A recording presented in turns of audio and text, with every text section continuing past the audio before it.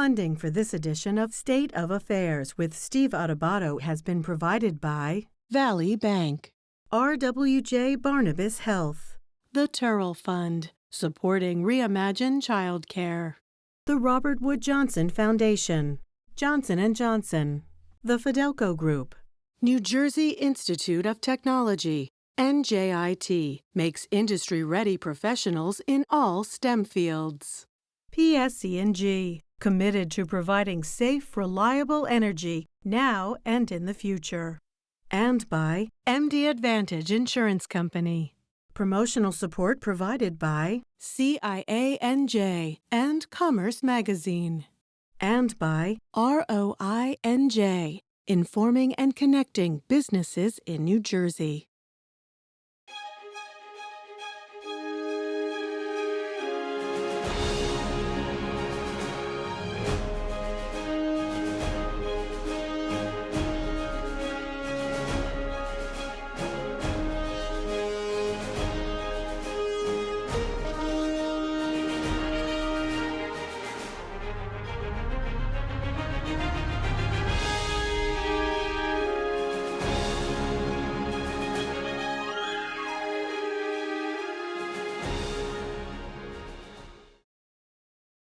Hi, I'm Steve Adubato, folks, and it's our honor to welcome Dena Mottola Jaborska, who is Associate Director of New Jersey Citizen Action. Good to see you, Dena. Good to see you, too. How are you? We'll put up the website for New Jersey Citizen Action. Tell everyone what the organization is. Yeah, we're a statewide coalition and grassroots organization that works for social, racial, and economic equality for all. In 2022, what would you say the 2 or 3 most pressing issues are for the folks you are most concerned about, those who are, in all candor, beginning to shaft for way too long? That's right. So we represent low and moderate income New Jerseyans. That's about half the people living in our state. And our concerns for them have a lot to do with how we're all recovering from the pandemic, the economic impact of the pandemic, and how well people are getting back to work and being able to, fulfill their economic security for their families. So that takes in a lot of different issues, but that's our overall concern. Dena, let me play devil's advocate, if you will. Okay, we're taping several weeks after the 2021 election, be seen in 2022. So one of the things that people say, some people, I hate when people say some people say, there are people who say this, that one of the messages is Phil Murphy too far to the left, the Democrats too far to the left, the progressive agenda leans too far to the left. We need to get more back to the center. There are many who perceive New Jersey Citizen Action Organization, I know well, as a progressive left organization.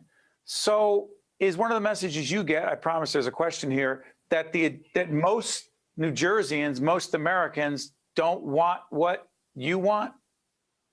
Yeah, well, in this past election, more Democratic voters voted than in the election before. So I think that the accomplishments that the governor and the legislature delivered for working families definitely brought out more voters and definitely showed that those policies, that the public and the people we represent continue to want those policies, those types of policies to be adopted and moved forward. There was another effect in this election, as you well know, Steve, which is that the right wing or the Republican base voters, which are pretty far to the right, people who are anti-vax and anti-mask, came out in even greater numbers. And they were very motivated and mobilized by these issues, which they're pretty deeply emotional about. So there were a variety of things happening in this last election, and it is really kind of lazy to assume that the result is that that the public doesn't want the legislature and the governor to adopt policies that help working families. I think that's really an oversimplification, not at all actually what happened. I think those issues, those economic issues that they delivered on, they poll really high. People really like them. Define economic justice. Economic justice could be anything from fair wages or living wages so that a person doesn't have to work 3 jobs to support their family. It could also be equal pay, so fairness against discrimination, so men and women make the same amount. White people, Black people, brown people are nobody's being discriminated on their race. So those are some of the aspects of economic justice. There are many. but there's so much pushback, not just in New Jersey, but across the nation, about, hey, let me play this devil. I keep saying I play devil's advocate. All I'm really trying to do is make an argument that others make. You know, these undocumented immigrants, we don't even have enough to take care of our own people, right? Those who did it the right way. What do you say to those folks? Yeah, I mean, we have a dearth of jobs right now. Companies are desperate to hire. We certainly need people at all income levels to take those jobs. We need people in all walks of life to take those jobs, including immigrants. We do have enough. We have enough to meet their needs. Immigrants are largely cut out of the public benefit system anyway. So I'm not even really sure what that argument is actually about, whether it's about jobs or public benefits. But for the most part, immigrants are not eligible for, public benefits. COVID has laid bare a whole range of racial and social issues of inequities, or issues of social and racial inequities in underserved communities. What are the worst aspects of that, Dena? Yeah, I think, one aspect is we just talked about immigrants were really largely left behind. They didn't receive stimulus checks, unemployment, and that was a substantial challenge for undocumented immigrant families in this country who really couldn't find work because so much was closed and really struggled. Also, essential workers, so all kinds of people who continued to have to go back to work during the pandemic. I think, they just contracted COVID at higher rates. And so mostly lower earning families who were working in essential, the majority working in, were low income and essential work, really got sicker, higher death rate among that population. So that was one of the inequities that we do have to face. Healthcare was a big challenge for people who lost work, especially in a pandemic. Everybody needed healthcare to, for example, get tested, to get the vaccination. Ultimately, the government made decisions to make sure that people could access all those services for free. But at the beginning, it was unclear how do I get tested if I don't have health insurance, or how do I get care if I'm sick with COVID? It took the government a little while to act to fill that void. Dena, mental health 2022, the Murphy agenda, which has to be measured against what the state legislature does. And excuse me, we have leaders from the state legislature joining us to talk about the relationship with the governor and policy issues that are a priority in 2022. One issue, one area that the governor, together with the legislature, they need to take real action on based on the agenda that you and the other folks at Citizen Action care about. What is it? I think, a lot of what we're working on deals very squarely with acknowledging that racism exists and has had an effect on our state and has led to in the country and has led to the racial wealth gap. And so a lot of what we're working on is to really close the racial wealth gap. To that end, we're still working to expand coverage for people. We still have a substantial number of people uninsured here in the state. Not just undocumented people, but low-income people who can't afford Affordable Care Act plans. So we're still working on that. That's still, on the agenda for 2022. We're still working on things like who pays more in the marketplace for important services like car insurance. Black and brown people pay way more. And why is that? So we're still working on dissecting that issue, looking for solutions there. We're still working on policing and the unfair disproportionate impact of unfair policing practices on people of color. But before I let you go, before I let you go, you do not support, or do you support, quote, defunding the police? No, we've never supported defunding the police. That's just clarifying that. Answer. Yeah, listen, I know it's a complex issue, and we've covered it. Look at our website around a whole range of programming we've done in that area. Hey, Dena, I'm sorry for cutting you off. We'll have you back again. Just as always, we're managing time. But we thank you and wish the team at New Jersey Citizen Action all the best. Thank you. Thanks for having me. Thank you. Bye-bye. You got it. Stay with us. We'll be right back. To watch more State of Affairs with Steve Adubato, find us online and follow us on social media. Valley's all about making life easier for clients, and that's why we're all about smiles, too. So every day, we make it possible for home buyers to become homeowners.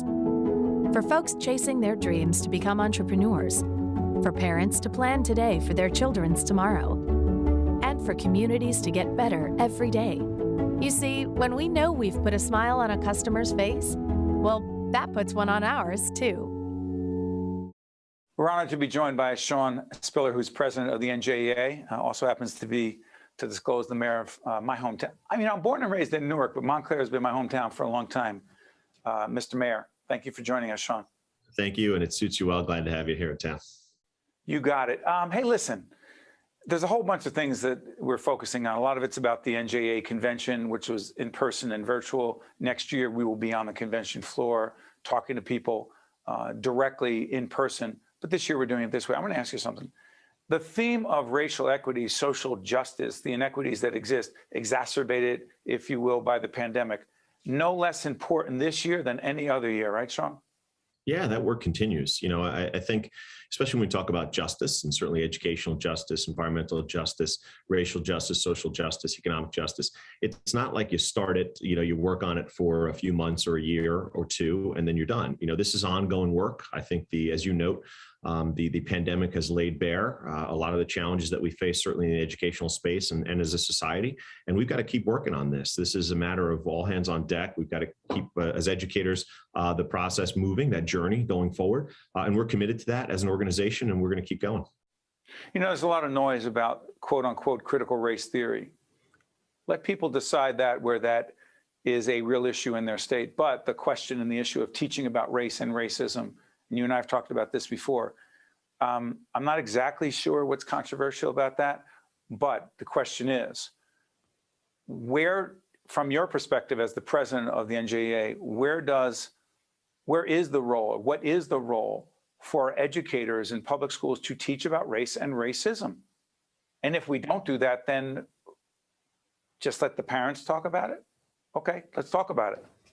I couldn't agree with you more. I don't understand when this became controversial. You know, when we're talking about history, when we're talking about, you know, teaching history, making sure that our students understand what has happened, that we can always, you know, learn from history, that we can look forward and try to do better because we've learned those things, because we can learn the contributions in a state as diverse as ours to boot, you know, learn the diversity that we have and the strength that we get from it, and share all of those pieces. It's never at the expense of someone else, or it doesn't diminish any other experience. It's to uplift us all. So it's saddening in some ways, because I know that as educators throughout the state are engaging in that work and making sure we are inclusive in what we do and teach and talk about, and show the different perspectives and the broad dynamic, you know, population that we have here in this state, and want to honor that.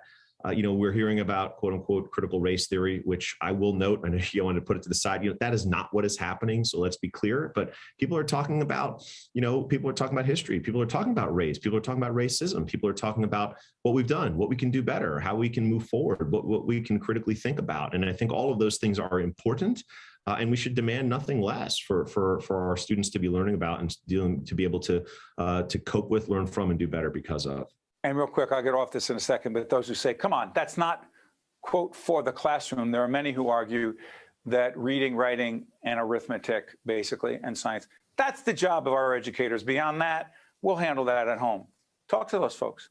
Well, listen, I'd say this, now more than ever, we want our students to be able to get information, you know, understand how to sort through that information. You know, you might be like me. I remember when we had to go to the encyclopedias that were on the shelves, or, you know, find information in other ways. And now there's so much at our students' fingertips, right? They're right online, they're plugging something in, and they're getting a lot back. But what they're getting back isn't always factual. It isn't always relevant or accurate. You know, we've got to make sure we teach them how to look through that information. And then when they come to an opinion in their minds, we need to challenge them and say, how did you come to that? Why? You know, did you know about this in our history? You know, how does that shape how you look at this moving forward? Did it change your view or perspective? Those are all things that we should want to teach, because it's going to allow our children to become critical thinkers. That's going to help them as they move into the workforce.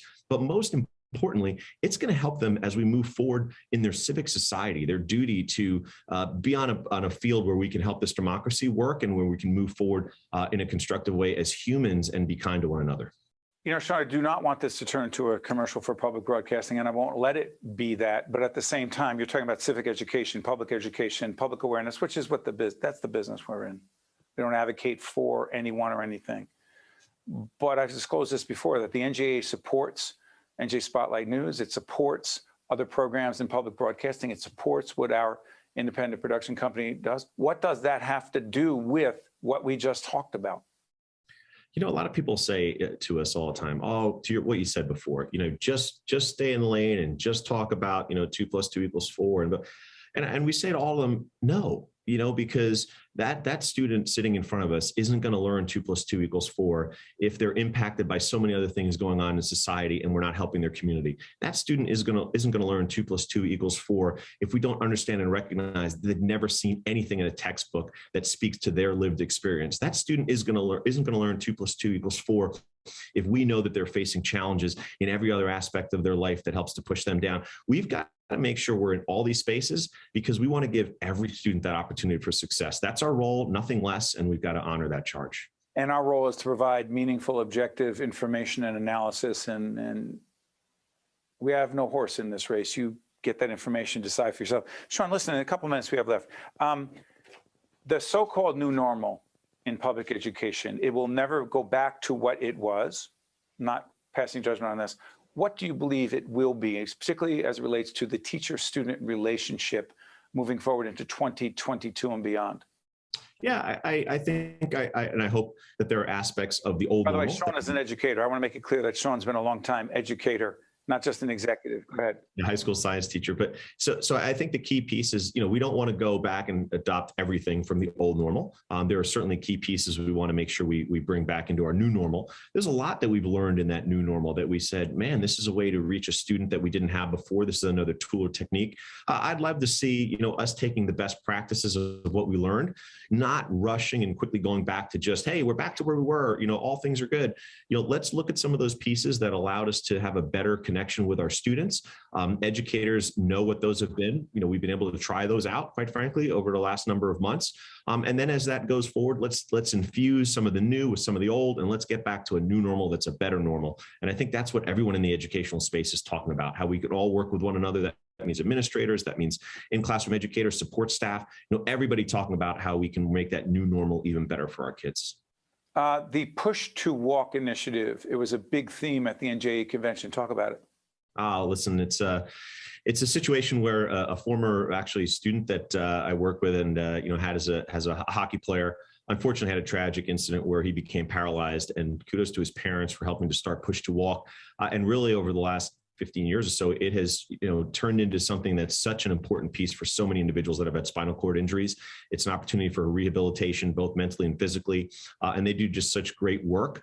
It was really an honor to honor them as one of our event and convention groups that we focused on and highlighted, and really just so appreciative of the work that they do. I certainly will say for anybody who's looking to support or learn more, just go to www.push2walknj.org, www.push2walknj.org. They're a great organization. They do wonderful work. We all know insurance runs out at some point and you need extra help and extra care for a loved one. They're a great place that you can turn to.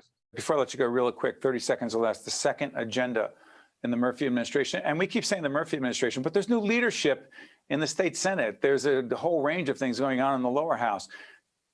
2022 in New Jersey, in the New Jersey State House, top 2 issues for the world of education should be? Let's focus on that new normal. I love to see the governor really put a focus on it with his administration in terms of a direct person in charge of taking a look at how we work on staffing issues. A big concern right now. We see it all across the board, what that new normal looks like. You've got educational partners who've really been working close together over the last number of months and are excited to do that work moving forward together. And I certainly think that there's space there for this governor to really leave a mark to say, not only did I bring us back to X point in education, I moved it this far forward. Real quick, biggest highlight for you from the NJA convention of 2021? I loved seeing individuals again in person. I know we had a robust online piece as well, and a lot of people participated that way. But for me personally, you get recharged and energized when you see people and can kind of go from there. I thought it was a wonderful dual use there. Certainly excited. Hopefully next year we're back to a more regular convention with an online component, of course. But it was really exciting to see people and to be engaged in that professional development in person with colleagues. Well said. Thank you, Sean. Good to see you, sir. You got it. We're right back. To watch more State of Affairs with Steve Adubato, find us online and follow us on social media. I'm very grateful that I'm still here. That's me and my daughter when we went to celebrate our first anniversary. With a new kidney, I have strength. They gave me a new lease on life. I'm still going everywhere and exploring new places. Nobody thought I was going to be here. Nobody. And I look forward to getting older with my wife. That's possible now. We're transforming lives through innovative kidney treatments, living donor programs, and world-renowned care at 2 of New Jersey's premier hospitals. They gave me my normal life back. It's a blessing. RWJ Barnabas Health. Let's be healthy together. We're honored to be joined by Mariekarl Vilceus-Talty, who is president and CEO of the Partnership for Maternal and Child Health of Northern New Jersey. Mariekarl, great to see you. Great to see you as well. Thank you so much for having me. We met, and I was so impressed. I was moderating a meeting of the Greater Newark Healthcare Advisory Board, and you presented, and you talked about maternal and child health. Some things I want to make sure that you clarify for our audience, because they're so important. An African-American baby is 3 times more likely than a white baby to die before his or her first birthday? Yes, absolutely. Because when you get down to the crux of it, it's really about racism. Not race, but racism. And an African-American mother is 7 times more likely to die. Because of racism? Absolutely, because of racism. When you gather the data, the quantitative and qualitative data, it shows you that African-American women, when they complain about pain or they have an issue or they're concerned about something, the response is it's not juxtaposed to what their issue is. And if someone of a different race or a different ethnicity were to complain about that, that concern they would quickly get onto that concern and be like, oh, so you have a headache. How long have you had that headache? Let's do some more tests. As opposed to an African-American woman, oh, you work too much. Why don't you just put your feet up? Meanwhile, we know that we have higher rates of high blood pressure, cardiovascular disease, diabetes. It's all about those social determinants of health. And when you look at it, it goes all the way back to racism, not race. So that is really, really important to codify. Statistics are one thing, Mariekarl, but personal experience is quite another. Talk about yours and your sister's. Well, my sister, I'm a woman of a certain age. My sister is 6 years younger than me, having her first child in her late 40s. Unfortunately, instead of this being a really joyous time, every day, Steve, for 40 weeks, every day she would ask me, please make sure that you're there. Please don't let me die. Please don't let me die. By the way, by way of background, you're an OBGYN, you're a nurse, an OBGYN. I am a nurse. I have been a maternal child nurse. Yeah, I have been a maternal child nurse. Sorry for not clarifying that. Go ahead. It's perfectly okay. Love nursing, have been a maternal child nurse for over 30 years. And because of all of the qualitative, not only qualitative, but the quantitative information that we're getting, the stories, the Instagram, the Twitter, just the data, every day she asked me, please don't let me die. So you can imagine this was a joyous occasion, but also in the back of my mind, now COVID hit. Oh my God, am I going to be able to be there? Am I going to be able to advocate for her without all of the misrepresentations and stigmas of asking too many questions? Now, am I an angry Black woman? I'm lucky that I have been in the healthcare field, so I know how to navigate those questions and to advocate for someone, but someone not in my position is in a completely different situation. I moved to New Jersey about 8 years ago, and I found an OBGYN, went to her office, very nice office, nice reception desk, got into the room, speaking to the nurse. She was going through my history, and I told her how many children I had, 2. And interestingly enough, she asked me, do they have the same father? She didn't ask you that. She did. asked me if they had the same father. I have to say, Steve, in the 30 years that I have been a nurse, I have never asked a patient that at all, because what difference does it make? I found it interesting. So I said, well, why do you ask? Oh, I just want to know. But why is it going to make a difference? There's no, I want to be clear. There's no clinical reason. There's no medical reason. Absolutely not. No clinical indication, no medical indication. So she just wanted to know. So I started thinking, I said, well, why did you ask me that? And I kept pressing her. She's like, I just needed to know. In my earlier years, I worked in the OBGYN's office, and I know that is not one of the questions on the ACOG form. So again, why did she want to know? I never got the answer, but because of that one experience, I decided not to go back to the doctor. And when the doctor asked me why, I said, I think there's something inherently wrong with your practice, that someone would ask me such a question that has absolutely nothing to do with the reason that I'm here. So again, what does this go back to? It goes back to the differentiation of care that you get as a Black woman, which is... Let me try this. First of all, I'm sure sir. people are being impacted greatly by what you're saying right now, but in the time we have left, some concrete specific recommendations to improve the, frankly, horrific situation you just described. Well, one of the good things that we're doing is the First Lady in 2021 has unveiled her Nurture and J Maternal and Infant Excuse me, look at our website. Look at our website. We'll be up right now. The interview we did with Tammy Murphy, First Lady. I apologize. Go ahead, Mariekarl. Yeah, it's okay. So that plan is specific, and it is aimed at decreasing the rates of mortality and morbidity in the community, the disparate care that we're giving, putting a name to what is happening, and making sure that all the practitioners that work with women and children have a basis of implicit and explicit racial bias training, which is extremely important. And we at the partnership are conveners. We bridge the gap. We ensure that the patients have the education that they need, that they are empowered to make those decisions, that the hospitals that we work with and the providers that we work with understand the standards of care and are practicing the standards of care that are out there, to ensure that we're not being treated as a homogeneous group, right? Every group is different, and every group needs to be treated as such. And most importantly, I know that we have to go.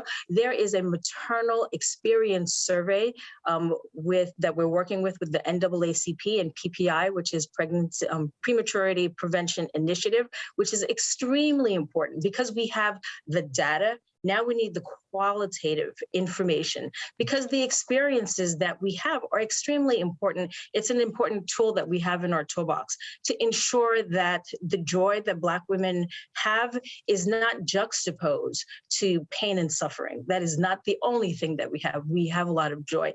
So doing that maternal experience survey really does craft a narrative of what is happening real time within our prenatal care, within our L&D visits, within our postpartum care, to ensure that we are able to change that narrative.